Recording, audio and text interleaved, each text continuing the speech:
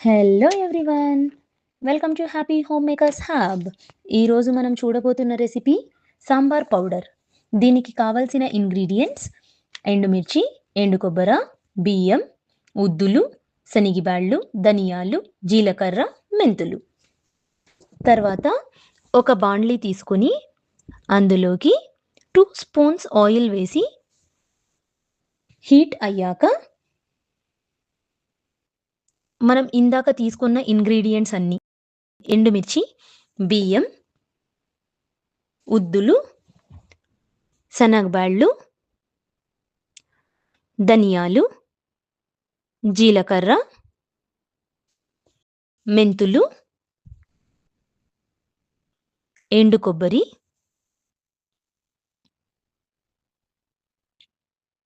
అన్నీ లో ఫ్లేమ్‌లో ఒక 5 మినిట్స్ వేయించాలి. ఇవన్నీ వేయించేటప్పుడు మనకి అరోమా స్మెల్ అనేదొస్తుంది. అది చాలా బావుంటది. దాని తర్వాత అన్నీ వేగాక బాండ్లీని మనం పక్కన పెట్టుకొని కొద్దిగా కూల్ చేసుకోవాలి. దీన్ని మిక్సీ జార్‌కి పట్టించాలి. ఇలా ఫైన్ పౌడర్ అయ్యాక దీన్ని ఒక కంటైనర్‌లో తీసుకోవాలి. అలా కంటైనర్‌లో పెట్టుకుంటే చాలా రోజులు ఆ అరోమా స్మెల్ అనేది మనకు అలానే ఉంటది. ఇది ఒక 3 మంత్స్ అయినా మనం స్టోర్ చేసుకోవచ్చు. అంతే. మీకు కూడా ఈ హోమ్‌మేడ్ సాంబార్ పౌడర్ కావాలని ఉంటే కామెంట్స్‌లో యెస్ అని టైప్ చేయండి. Thank you.